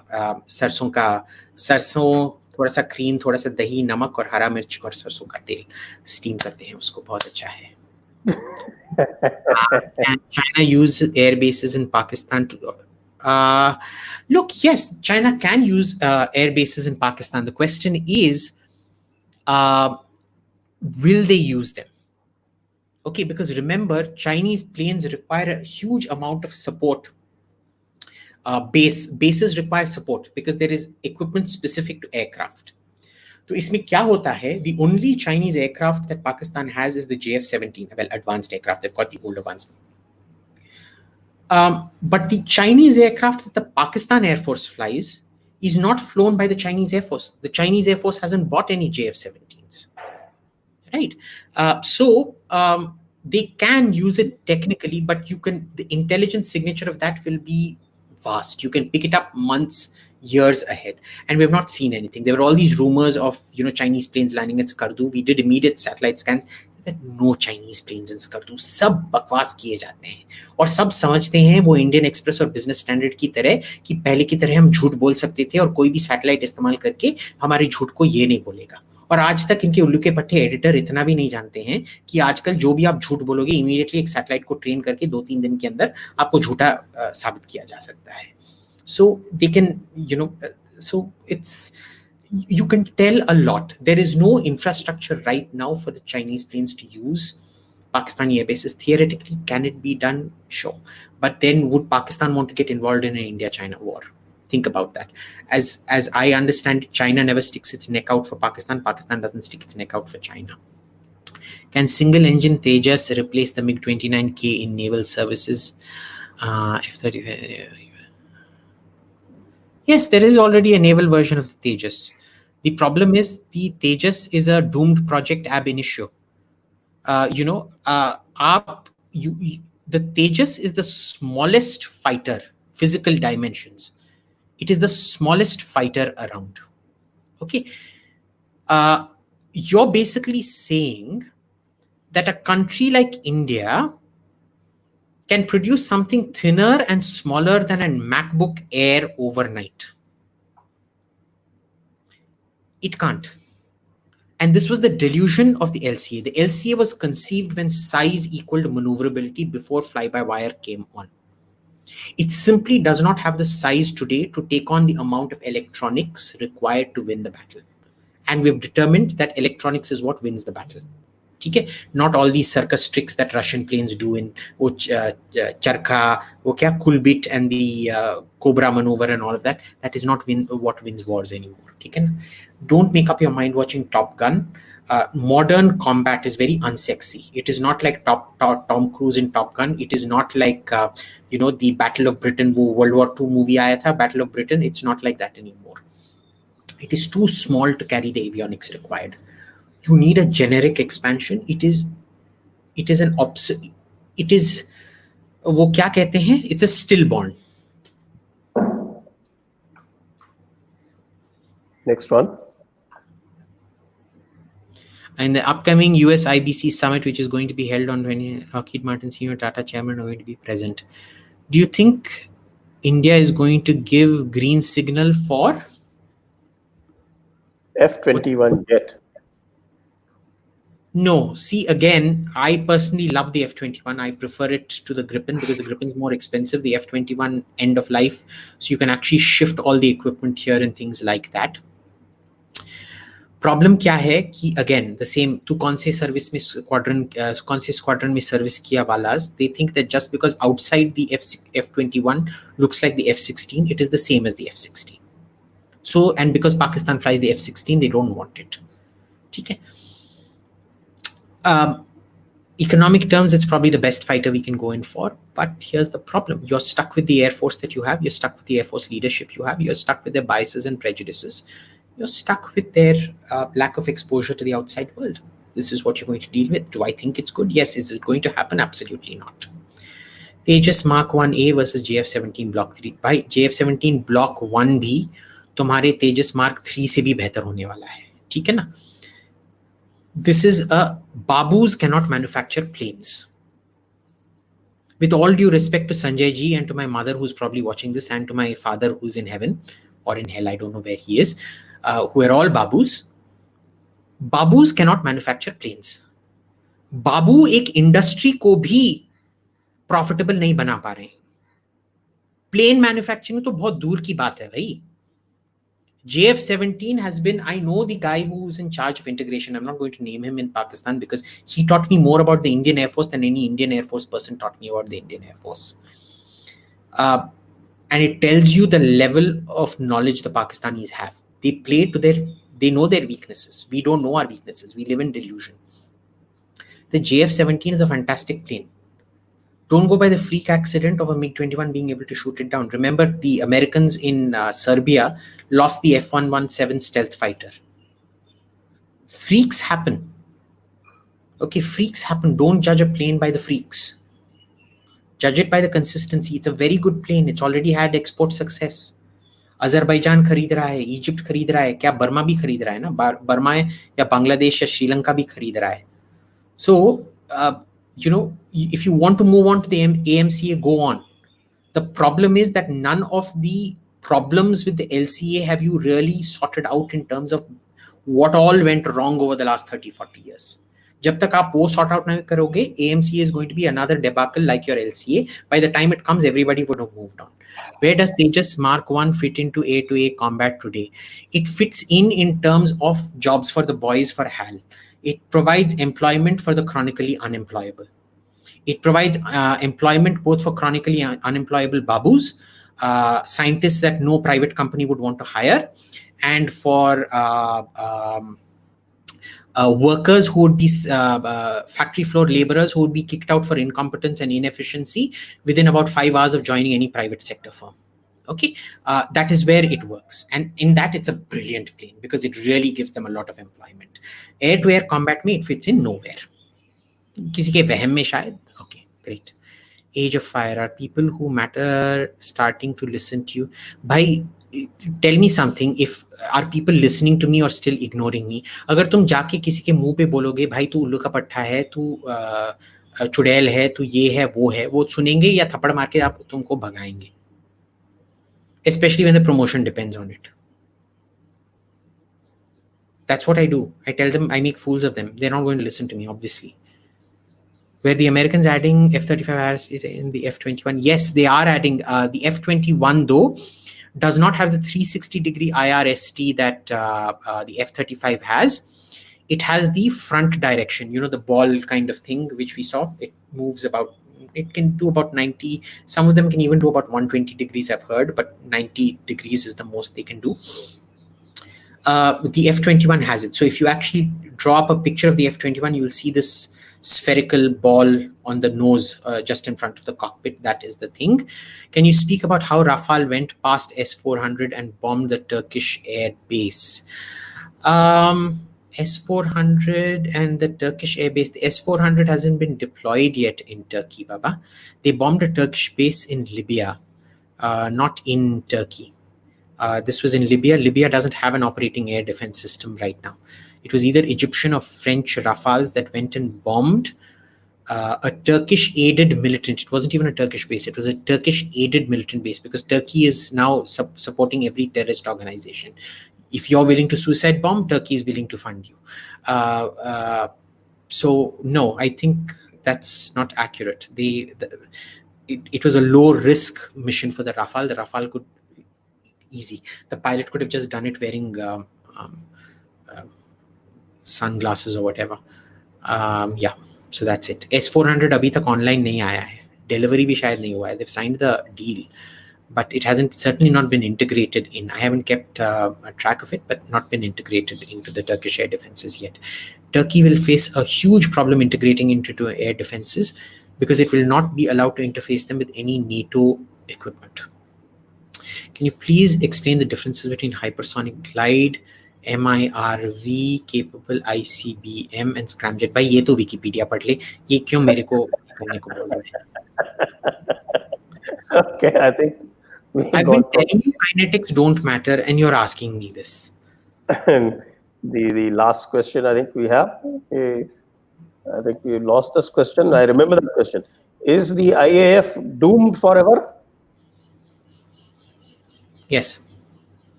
Yes. It's a problem. See, it's you know the word pankaja. What does pankaja mean? Pankaja means, and why do we value the lotus? Because it grows panka, muck. Say aja. It is born from the muck. Okay, that is why we value it. Unfortunately, you can't do that with economies. It's a mystical philosophical concept. The pankaja is a mystical philosophical concept. When you have low-level education, everything is going to reflect that low level of education that you have. Okay, across the board. People say, nahi, our military is not like the rest of society. Our judiciary is not like the rest of society. Anthropological impossibility. Your military, your judiciary, your bureaucracy, they are all distillates of society. They will be an exact reflection of your society. Okay, so no, the Air Force is doomed. A IQ problem or language problem, both. And I'll tell you why. Language problem, kyun? Because you have, first of all, you have so many languages here. Over the past few years, your English has gone from bad to worse because you've started Hinglish and Tanglish and Bonglish and whatnot. Then what happens is there is such a huge difference between your written language and your spoken language. You remember Shakespeare, hast thou saith unto me, blah, blah, blah, blah, blah. किसी को मेरे को जब Shakespeare पढ़ता था मैं पढ़ के बोलता था I used to literally my English teacher used to be like, ma'am, what kind of shit are you teaching us, ma'am? And she used to get so upset. How are you saying this about Shakespeare? But it's shit. Okay, it has no use. So we in English we standardize. You write the way you speak. But in Tamil, in Hindi, in Bengali, in all these other languages, the spoken language is so different. Written language is formal, spoken language is all about communicating the message. And we tend to fetishize language. Language is merely a means of communication. सबको binary सिखा दो ना, सबको language का problem है, नहीं हम संस्कृत नहीं पढ़ेंगे, हम हिंदी नहीं पढ़ेंगे, सो बाइनरी सिखा दो, 1 और 0 नहीं सीखोगे क्या? Learn to communicate in ones and zeros. That is how computers communicate. We are not even able to pass that message on. So it's a huge issue. But remember, there's also a malnutrition problem. 45% of India is malnourished. So on one hand, you have a language problem, and malnourishment leads to reduced cognitive senses. And it takes 3 generations of protein input to get you out of that cognitive deficiency. So you've actually poisoned your human resource pool for the next 70, 80 years.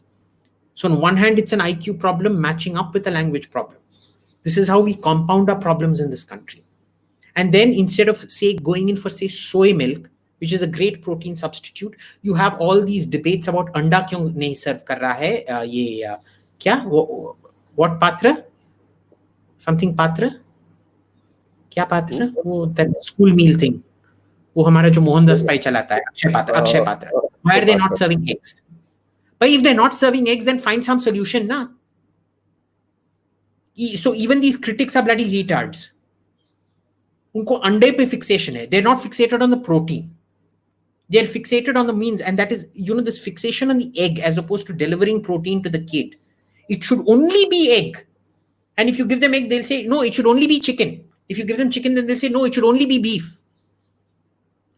Anyway, I think we are diverging from the topic. We're diverging from the topic. No, this is important to the topic. You can't sort this problem out. This is a fundamental case of institutional retardation, institutional mental retardation of the Air Force. So it's very much to do with the topic.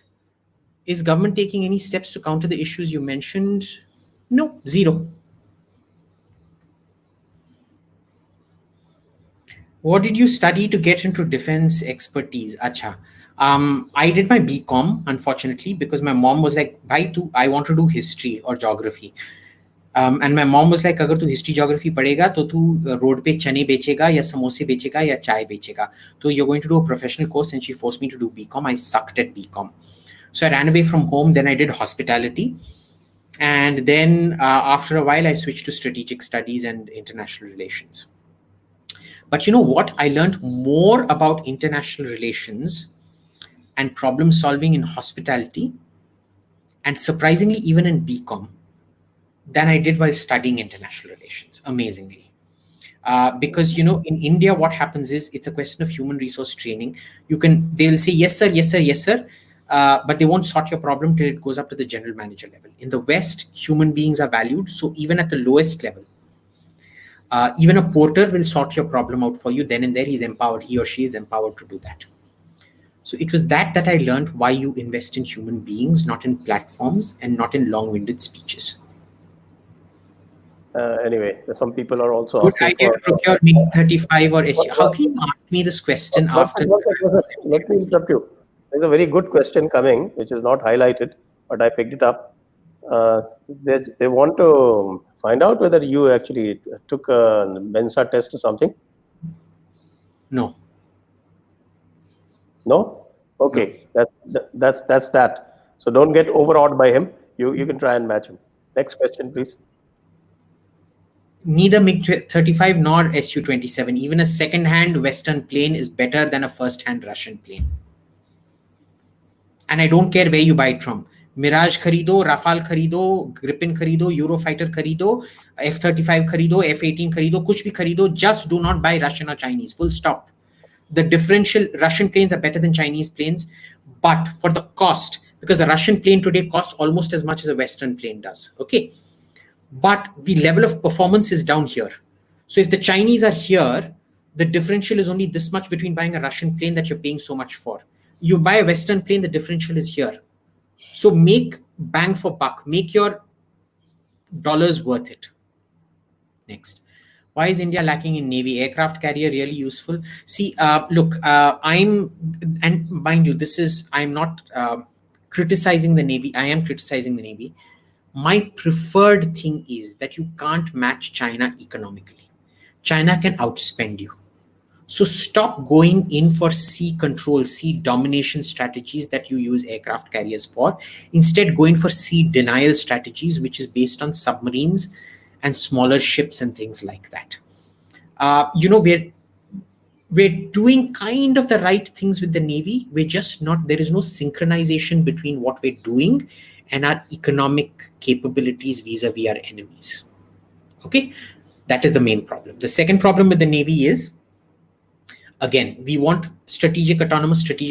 So we're not buying anything that talks seamlessly to the Americans, Japanese, and Australians, all of who can talk to each other. One boat can release the missiles on another boat and things like that. You can just hand off targeting. We can't do that with the Americans, Japanese, or Australians.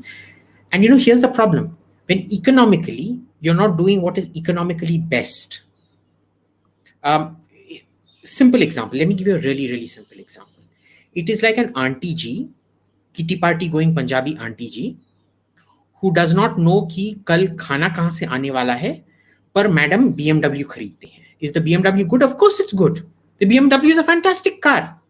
पर अगर आप आज खरीदोगे तो कल आपके plate पे कुछ चावल भी नहीं आएगा यार. That is what we're doing. We're buying good stuff, but it is economically ruinous. It is not economically well thought out. I don't think this is one thing neither Army, Navy, or Air Force know is economics. And that becomes a huge problem. Okay, I think we got 2 more questions coming. Please stop asking questions now. I think we already... Why not develop software linked systems from all jets?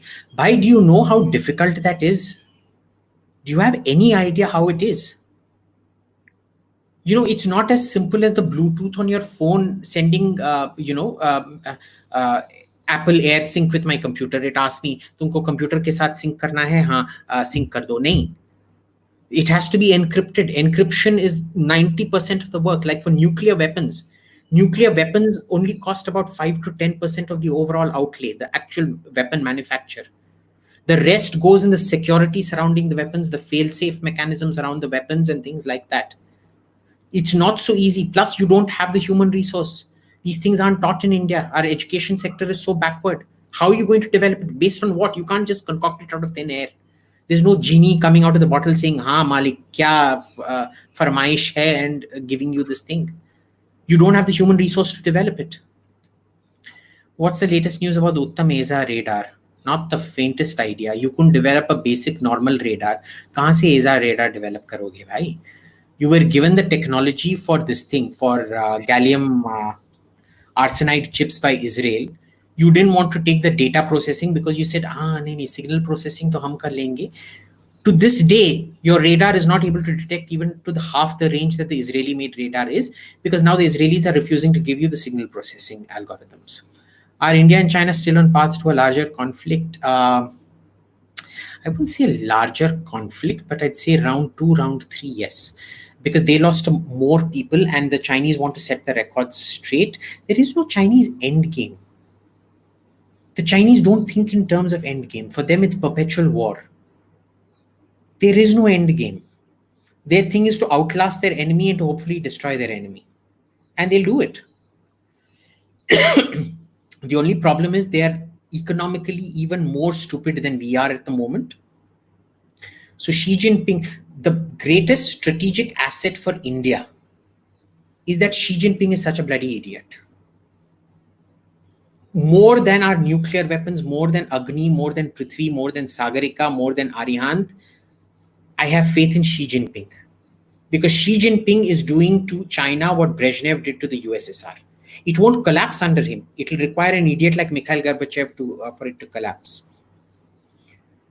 But Xi Jinping is the Brezhnev of China. He's laying the route for China's collapse. All his things, one belt, one road, everything is economically unsustainable. He's going to wipe out the $3 trillion surplus that they have, and then they're going to go bankrupt. And that I don't want to be around for, because they're going to be very dangerous when they go bankrupt. On that note, we come to the end of the Q&A session. And Abhijit has been, I think, pretty impressive here, more because I don't know much about the subject. Otherwise, I could have participated also. So thank you, Abhijit. Thank you so much. Please don't exit the screen immediately as we go off the air. Then all the viewers, I think we had tremendous response, highest number of questions that Jaipur Dialogues had ever had. And thank you, Abhijit, for your patience in taking all the questions. And Har Har Mahadev once again. Ramlala की श्रेय आप सब पे बनी रहे.